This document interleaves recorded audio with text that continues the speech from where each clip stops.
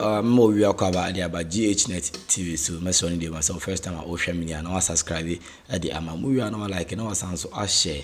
I'm a for and sank no feel free so over chair so at the amame. Fast forward from the camp of CHEDDER and Kwame Asaribediakon, the new force, Hubert Baido or Sanso Akasa. That is the name say 7th December, to Aba, the President of Republic of Ghana. Ye na do dan kwakufado afri so. San say nemre aso. I'm breaking it down. Force movements exploring their vision for the future, and we know that they have the 12 pillars that they hope is going to transform the country when they do take charge, and they have the 7 non-negotiables. You can join our conversation by sending us a WhatsApp message on 055-556-1034. We're streaming across social media, GTV Ghana, on YouTube at the GBC Ghana. This morning, the one in charge of the discussion for the New Force movement is Hubert Baido. He's lead economic analyst. Good morning, Hubert. Good morning. Welcome to the show. Thank you. Thank you. So we heard from the leader of the New Force, Nana Bediako, when he launched the manifesto and the policies, the transformation, the big transformation plan and agenda. We'll bring an insight of all of this because we covered it and then we brought you stories about that. So let's bring the insight now and then we'll sizzle it all down with a conversation.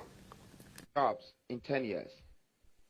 But to be honest with you, a machine, a plant, is the only thing that can give you jobs in 3 different shifts. 8 hours times 3 a day. That is what I call 24-hour economy. You need industrialization. Who sells Gary for 24 hours in Makola? The women in Kejetia and Kantamanto cannot work for 24 hours. It would take a factory, it would take a plant, a production line to give 3 shifts a day. No industrialization, no 24-hour economy. I have brought you your economic freedom.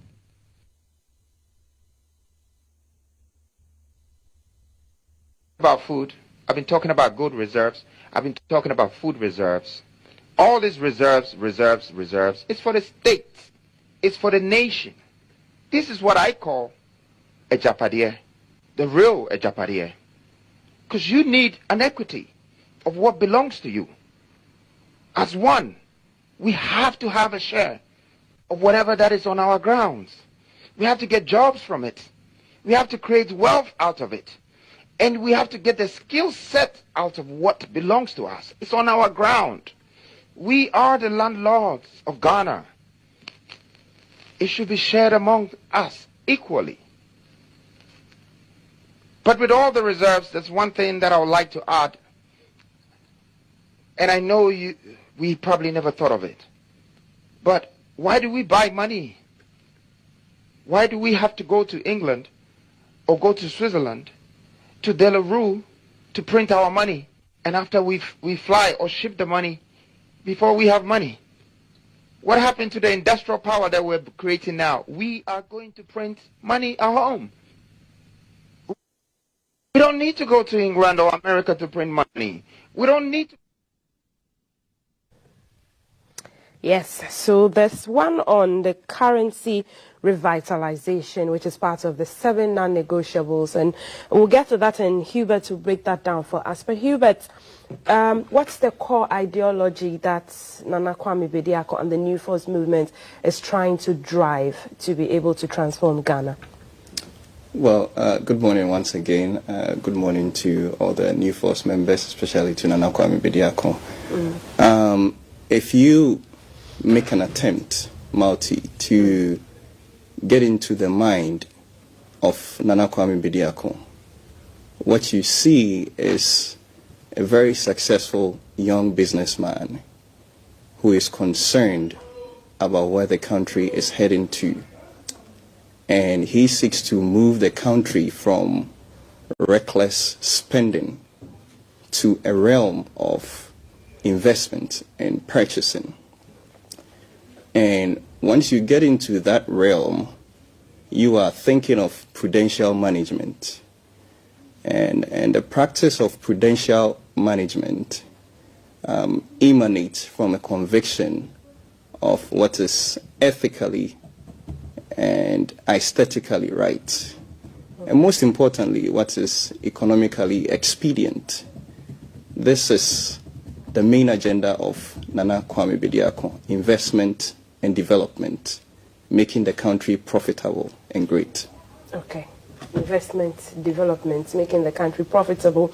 Let's go through the 12 pillars of economic freedom proposed by the New Force movement. I mean, it spans from gold to, you know, agriculture, transportation, water. I remember when he mentioned taking the sea to Kumasi or expanding the waterways to the Ashanti region, and maybe the concept didn't go down well with a lot of Ghanaians because they kept saying, well, how is this possible? You know, so kindly walk us through what the apostolic governance seeks to do. Well, the apostolic governance is simply running the country with just 12 ministers, okay, and a president.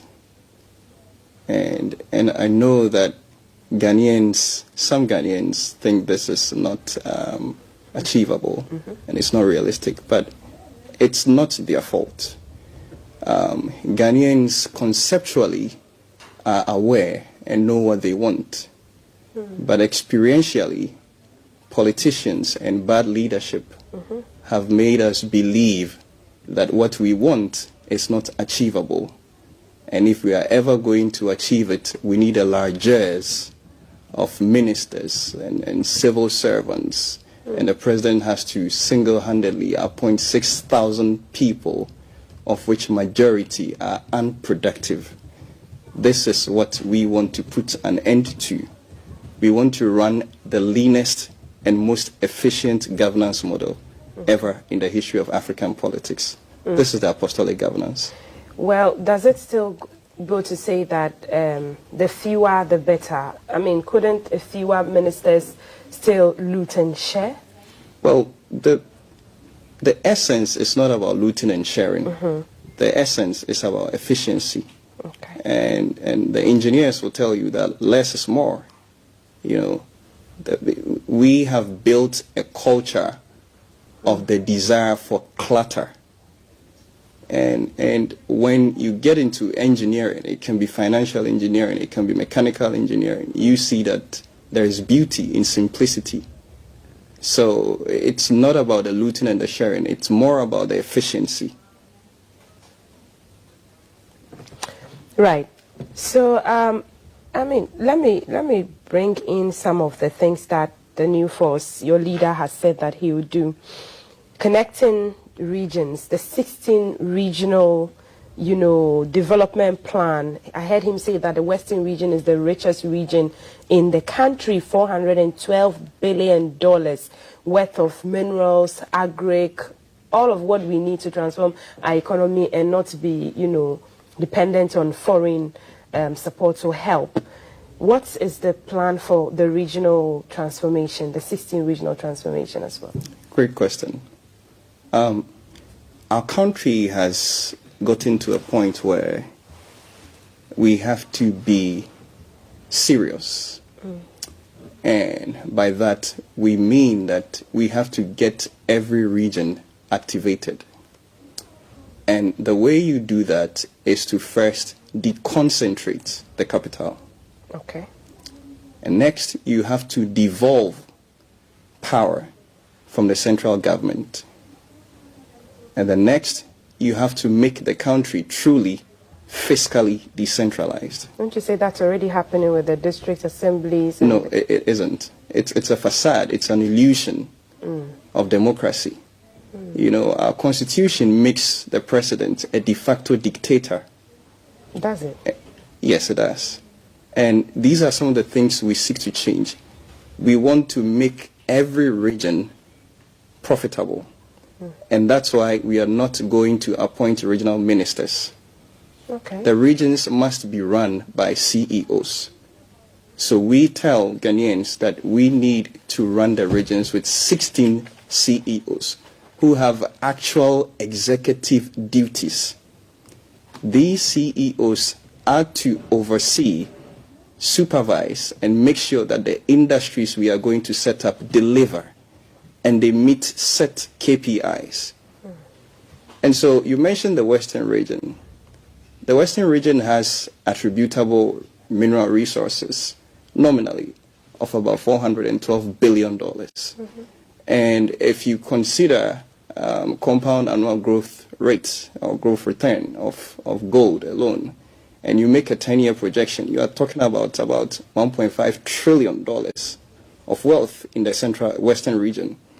And you cannot say that they feel this in their pockets. But why has it happened this way? This is what we want to change.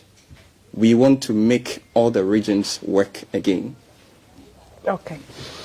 Want to make all the regions work again? Let's break it down. The regions have food, they have water transportation, they have mineral resources. If you're connecting the regions, making them independent on their own, what's the big plan with transportation, with carting goods from the farms to market centers, from the regions to the capital for export as well? Yes, we have said on several platforms that Ghana is at a point where we have to find the locus of the line of least resistance. And what that means is we have to do what is cost effective, what is the cheapest investment, but gives us the best returns.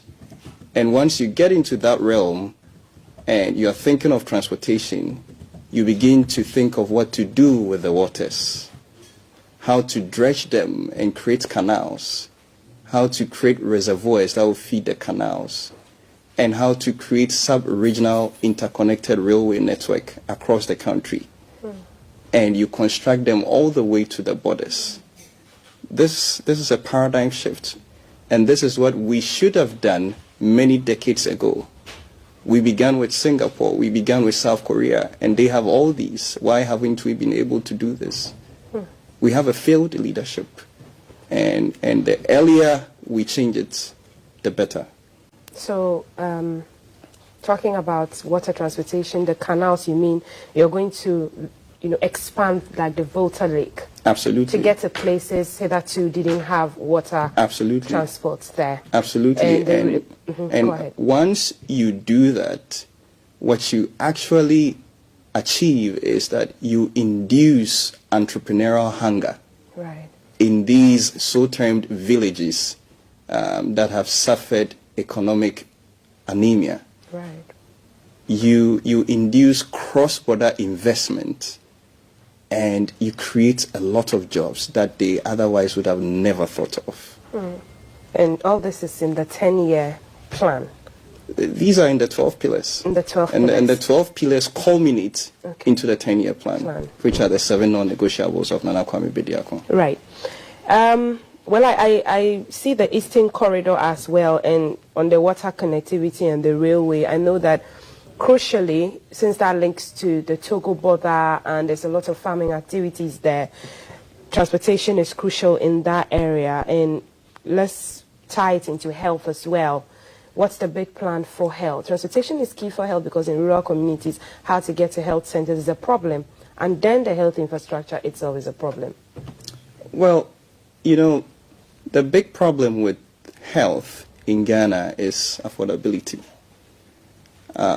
And that's the reason we don't even have quality healthcare, because the investor don't want to put money in there because they know you can't pay. And so if you check Pillar 6, you find the SNIT revolution. It's a paradigm shift. We want to create a market capital for investors.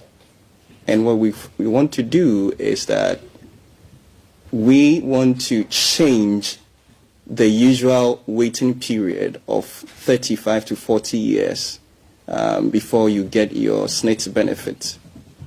We want to turn the SNIT into a state insurance corporation where you can access your claim after 5 years of contribution. And this claim will cover health, accommodation, and education. Okay. We have found that these are the 3 basic needs of Ghanaians, and those basic needs don't change with age. They are constant. And once we are able to do that, we can create a market capital that gives investors cashback guarantee, and then they can build the health facilities.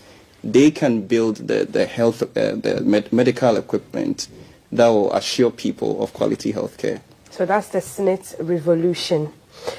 Okay, let's look at industrification. Is it a tie of industry and education? Industrialization and education. Okay, break it down for us. Well, you have a country where we still study from syllabus that are not relevant. And that's why we have millions of graduates who are not fit for industry because they do not have the skill set that are required by the industries and the multinational companies. And so the first thing you want to do is to overhaul the curriculum and begin to build a generation that have an industrial mindset. Okay. You want to breed entrepreneurs. You want to breed business leaders. And most importantly, you want to begin a mental revolution. And what we mean by that is we want to establish a national conscience, a nation that is socially cohesive, a nation that loves the people and they love what we produce. Once you are able to establish that, especially at the basic level, you put into the minds of the kids. And epigenetics say that the first 7 years of your life is the most important because that's where you get everything from. Formative years. So you fix it in the first 7 years at the basic level, not at the SHS level where they are gone already. And so these are some of the things that we want to do. It's a whole work. Right. We want to change Ghana. On industrialization, what about this issue of, is the rich that can afford because there's education and industry being tied together currently, but maybe not in the manner in which you have just explained. So it's only the rich who can afford certain, and as you say, latter parts of their lives, tertiary institutions that immediately they finish, they are guaranteed of a job in a certain company because the school has that connection to. But those in public universities, those who can afford, that doesn't happen. How is it going to simmer down to everyone? Well, like you rightly said, only the rich can afford certain types of education. But if you have a country where only the rich can afford, then you have a very big problem. You are sitting on a time bomb because you are breeding a nation where people are embittered, and it's just a matter of time that they would just try and make an attempt to emerge from the maelstrom of all this randomness, and that can end into something you don't want to it to end into. So you first have to create the jobs. This is what we are talking about, the 16th Regional Industrial Revolution, and you have to build the skill. The reason countries like China have developed is because they have the skill. Okay. It's not just because they produce things that are cheap. They have a country that is resilient. They have a country that is ready to work around their clock. So we need to build and weave this kind of nation. Success doesn't happen by chance. We can wish, Ghanaians can desire to have a successful nation, but the courage to begin is more important than the will to succeed. Right. And we want to begin now. This is the vision of Nana Kwame Bediako. The courage to begin is more important than the will to succeed. Nice. Let me bring it down to sports and creative industry, since we're talking about industrialization. What's the big plan for sports and the creative arts space? Ownership and control. Okay. And what we mean by that is, if you really want to help the creative industry and sports, you first have to own the tram lines that are carrying your music, that are carrying your movies, that are carrying the artwork, if the tram lines are owned by foreigners or foreign companies, what happens is that your artists and your entertainers will sell their catalog immediately once they are done. And so the real return stays outside of the country because you don't own the tram lines. And that's what's happening right now. Exactly. You don't own the distribution. So you need a true revamp of everything in this country. We first have to own the distribution channels. Then you can begin to think about royalties and what artists deserve and their fair share of what they have produced. And then you can think of the protection of intellectual property. You can think of regulations that borders around piracy and what have you. So it's more about ownership and control. Okay. How about sports? Sports, we seek to build 16 regional multifunctional facilities all across the regions. And the reason you want to do that is you want to incorporate sports disciplines into the schools. And then you want to induce investor partnerships. Once you do that, then the scholarships will come in. And still you go back to ownership and control. You own your talent. Right. Rather than, having certain investors coming from Denmark, they set up here, and then they have the Kudus, they have the Fatau, Isahaku, and all of those guys. The money is going to the white people because we don't think about ownership and control. Right. We want to own and control what we have. We want to own our talents. We want to own our sports. We want to own our entertainment. I mean, I will in finality, I would ask how all of this is going to be done. What money is going to be used to, what resources, who are the partners, likely partners you're looking at, if you don't want to, toe the line of indebtedness of Ghana going to the IMF and the World Bank. Would want to know that. But the other pillar that I'm seeing here also is reserves. Yes. Reserves. Pillar 4. Pillar 4. And you intelligently linked reserves to debt. Yes. Because that's exactly the problem we want to solve. We want to solve debt with reserves. Because if you don't have reserves, you don't have a bargaining power. If you don't have reserves, your country will plunge into inflationary depression. And I tell people that we are heading towards that stage. Why has it been so difficult to have reserves? Because our leaders have failed to think around those lines. Listen, Ghana has more gold than any country in the world per square meter. Any country in the world. And if we say, economists say that, gold is a natural hedge against inflation, then we should have never had any problem with inflation. You see what I'm saying? But we don't have the consciousness of shoring up reserves. We don't have the consciousness of ownership and control. We just want to borrow. We just want to be in debt. And the saddest thing is that our external debt is more than 41% of our GDP. The problem is not the debt, it's the external debt, it's the type of debt. Right. Because Japan has more than 105% of their GDP as debt, but that debt is owed to Japanese. The debt is denominated in the Japanese yen. Currency. If your debt is denominated in euros and US dollars and you don't have reserves, the country will fail. Listen, the only reason Ghana has not collapsed and has not imploded yet is because Ghanaians are living vicariously through the diasporans. These guys are holding Ghana. They are pumping more than $6 billion into the country every year. They are building their houses. They are doing all the developments in the country. And they don't even have a say in our democratic process. They are holding the country.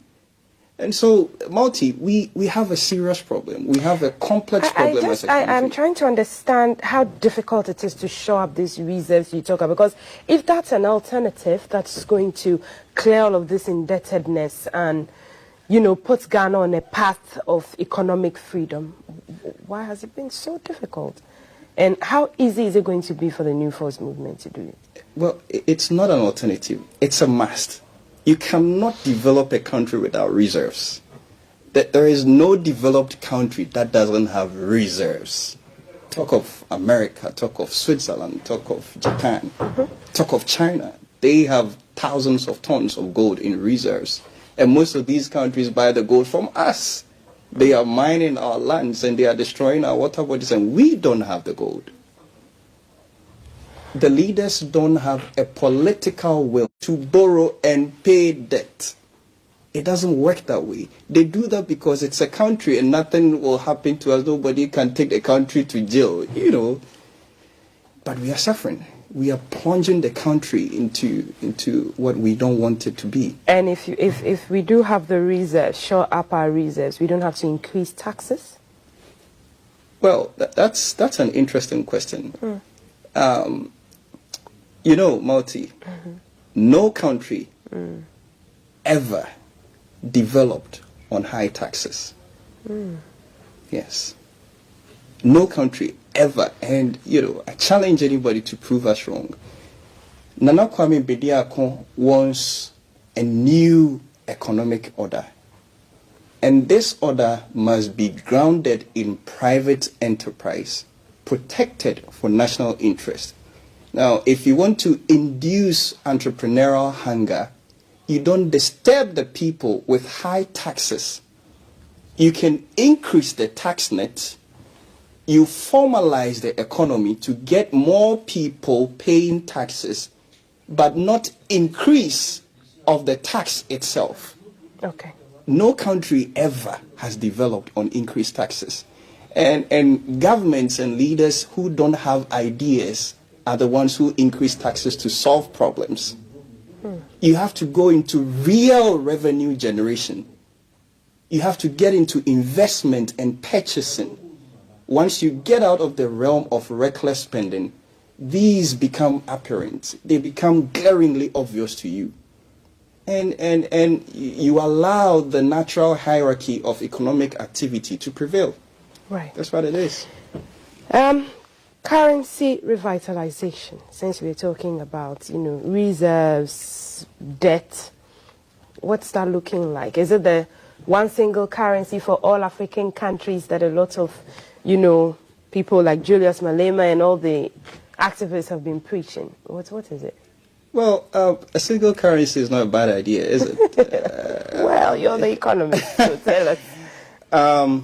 But most importantly, Multi, you cannot think of a truly economically integrated Africa without cross-border payments. It's the only way. Right. Industrialization, industry and education. And we are live on GTV Ghana. We're streaming there, so you can leave your comments there. I'm just going to read a few of the questions here, or comments. Anointed Psalm joins us on Facebook, and he says, Hubert is well learned and knows what he's talking about. The New Force in Idaswaba, okay. No insults, good presentation, brilliant solutions. This is what Ghana needs, not what the other parties are saying. Well, this is what Anointed Psalm is saying. Other questions. The New Force movement is leading Ghana to a new, or comments I should say, to a new perspective.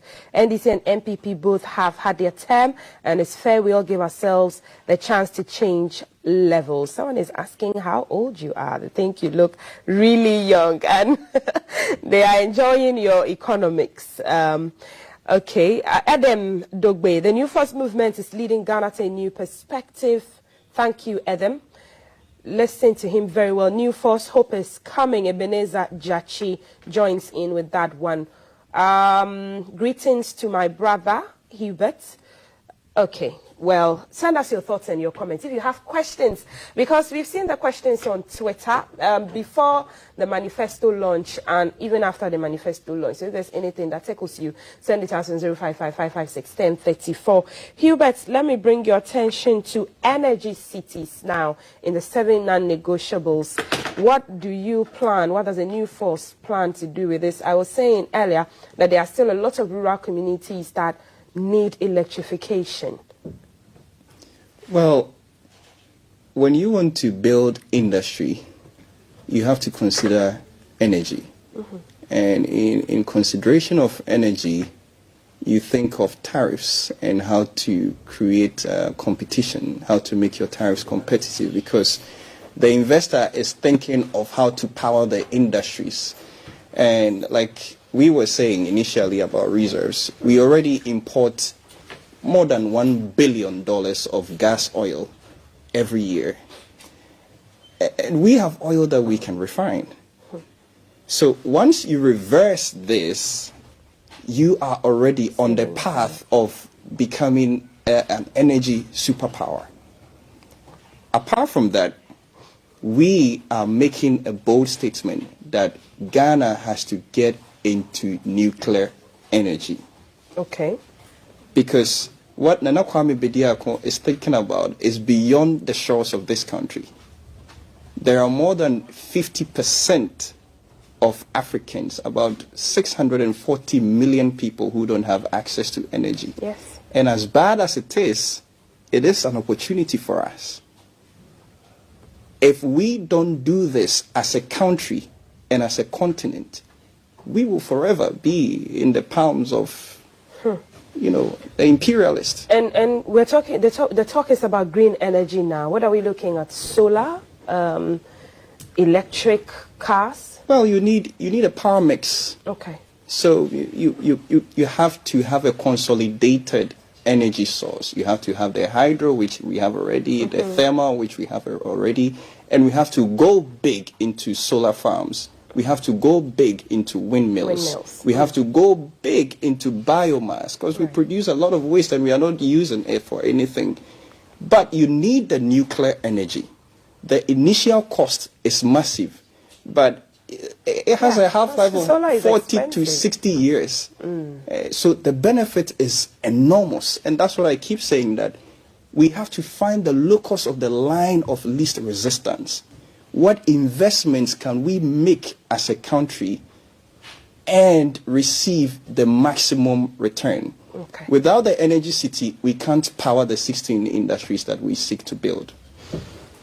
Amazing. Energy cities, windmills, we already have thermal power, and the big plan is for nuclear energy as well, is what the new force is saying. Let's go to King Kuff now. He's at the board, and let's let him bring your thoughts and your messages to us. Kuff, over to you. What are our people saying? Alrighty. So the reasonable youth in this country, we are all voting for the new force because we have realized that the NPP and NDC have taken us for granted for so long. More messages: 055-556-1034. And he wants to ask about the paradigm for persons with disabilities. There's a question there. Okay. Good morning, Multi and Hubert. Very intellectual questions and dispositions. What is the future of the freedom pillars granted? The challenges of the South-South dialogue. So you want to take that, Hubert? Hubert. Or we take some more? I want to know how the new force intends to raise the $50 billion from other African nationals owning Ghanaian passports. Yeah. Let's take them. Okay. So in terms of the 50 billion, once you have a booming economy, everybody wants to be part of it. And I tell you, there are more than 1 million Africans, and Nigerians form the majority of these, and they are seeking the Ghanaian passport already, even with the state that we are in. So what you want to do is to monetize the immigration so that it can become a free source of funds for you. But that's not the only thing. It's a way to begin African unification, because for so long we have been regionally separated, and internally we've been tribally separated, and that's not good for our development as a country and as African people. So apart from the 50 billion that we want to raise, it's more about African unification. Somebody asked a question on disability. Yes, PWDs. You want to weave a country that is truly a fair state, not a welfare state. You don't want to build a country of freeloaders. You want to build a country where people with skill set and capacity have equal access to jobs. They have equal access to opportunities that will as well move them up the ladder of economic status. And that's what we want to build. We don't want to, as it were, segmentate the country and say, these are disabled, these are not. Okay. It's a fair state. But your pillars also talk about equity, equality, and empowerment. Absolutely. So definitely you would look at what would help them match up to people who are able to. 05555561034. I want to know the plan for teachers, since they are going to be the main implementers of this industrialization. Plan for teachers. Somebody says, the NPP and DC are taking Ghanaians for a ride. For too long, we don't think of ourselves and the future generations. They say, what is their plan for immediate solutions out of our current situation? Canals say, fuel prices, food prices. You've been very articulate, but the question is, the problems comfort of Ghana are crashing and we need solutions now, not in the future. How do you respond to that, Adam? Those are lots of questions. Yes. There's one on teachers and then on Galamsey. Let me rush through quickly. Okay. With the teaching, we already discussed the SNET revolution, which is to create a market capital for the education, the housing, and the health sector. Once you have that market capital and investors are coming in, they are building the schools and they are paying the teachers. So, it's like they own the teachers and they have to pay them well. It's not on the government anymore. They are paying them top city, not top dollar, top city. Who are these investors? Are they Ghanaian? It can be anybody, because if you're building a country, you're looking at domestic investments and FIIs and FDIs. So wherever the money is coming from, we seize it. You seize the money. We'll give you a last word on Galamsey, but Kuff still has some more. Okay, so a lot of people are excited about the conversations. We need a new force to build Ghanaian citizens of the NDC NPP jail. Eugene has said like 10,000 of the same thing. Yes. He says, when wisdom is speaking, all negativity is bow and shame. Eugene from a brief, just in love with the message. Anymore? Please, can you ask your new force guests what they will do about public transportation when they come to power? What's your plan for public transportation? Yes, Pillar 2, we mentioned water transportation and sub-regional railway network, which is one of the most important things to do as a country. You want to be able to help people to move freely across the regions and continentally also, because I've already said that what we are thinking about transcends the shores of Ghana. And once you do that, you inspire other African countries to continue. And that's how you create an economically integrated continent. How about internally? That question, I'm sure, also would beg the minds of people on fares, pricing. When fuel goes up, transport unions increase fares. The cap on who should increase what, how much should be increased as well? Yeah, but Multi, if you're a country that is importing over 2 million metric tons of gas oil, like I said earlier, how do you control fuel prices? It comes back to ownership and control. You have to at least cut this importation into half. We are an oil-producing country, but we are a net importer of oil and petroleum products. We have to reverse this, and it has to be done immediately, lest there's nothing we can do about fuel prices and transportation and lorry fares and whatever. Okay. Yeah. National security and data sovereignty. Excellent. I see politicians talking about database of the EC and data integrity. Listen, this is the new age. The world is moving into Web 3. And so we have to move all our data onto a distributed ledger technology, which is truly transparent, it is immutable, and you can't compromise it. This reduces corruption, this reduces fraud, this creates transparency and brings investor confidence. And it's one of the things that we want to do, Pillar 11. Finally, Galamsey, and I'm just going to serve you some of, this. I'm sure, probably if I didn't ask you, well, I need to give it a good shake. Ask you before you saw this, you'd be wondering what this is. And this is from months ago from one of our rivers. Which river is this? River Pra, I believe. Yes. I'm sure it's over a year. So that's yours, Hubert. What's the new Forces grand agenda for Galamsey? I mean, you've talked about reserves, mining, and doing it well. How are we turning back these our water bodies into the clean, clear water that we know? Multi, we don't want to deal with the symptoms. We want to go to the root. If people don't have alternative source of income or living, they will test economic activities and they will find out that there is a lot of money in gold, and that's what they will do. It doesn't matter. They will do whatever it takes. They will risk their life because they are suffering. And so what you first have to do is to get the triangulation right. What I mean by the triangulation is the gold, the water bodies, and the farmlands. You have to create an economic harmony such that they all fall into a rhythm that brings everybody in tune, because it's already gone. People have already tested the activity. And like I was saying, you have to allow the natural hierarchy of economic activity to prevail. It's already going on. You have to clear the water, you have to invest in bioremediation, but you have to formalize the activity and regulate it. And lastly, if you don't have infinitesimal detail of where your lands are, where your reserves are, where the gold is, you cannot begin to think of clamping down Galamsey. Okay. And that's what the leaders don't know how to do. Know where your reserves are. Yes. And then you know how to clamp down Galamsey. Absolutely. Thank you so much for coming on the show and talking to us.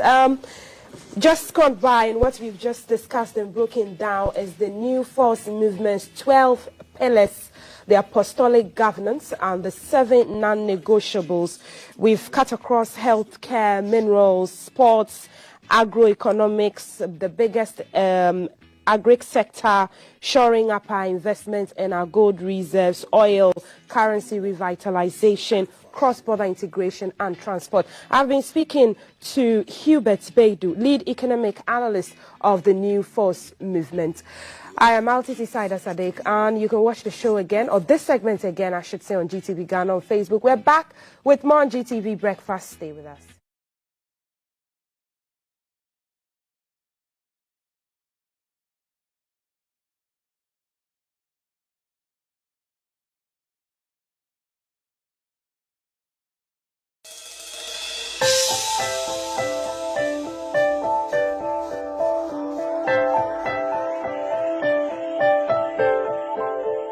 We any ensema and I said vision a CHEDDER pese odi eba Ghana ha say so what I say to so adwon chene say now the amame e wo comment section hono we are no like na wasanso a share ama hofro nsan akabi King James edit and ebo mechidom Ghnet TV sunim dan ko be best me da say waje bre na otie me makra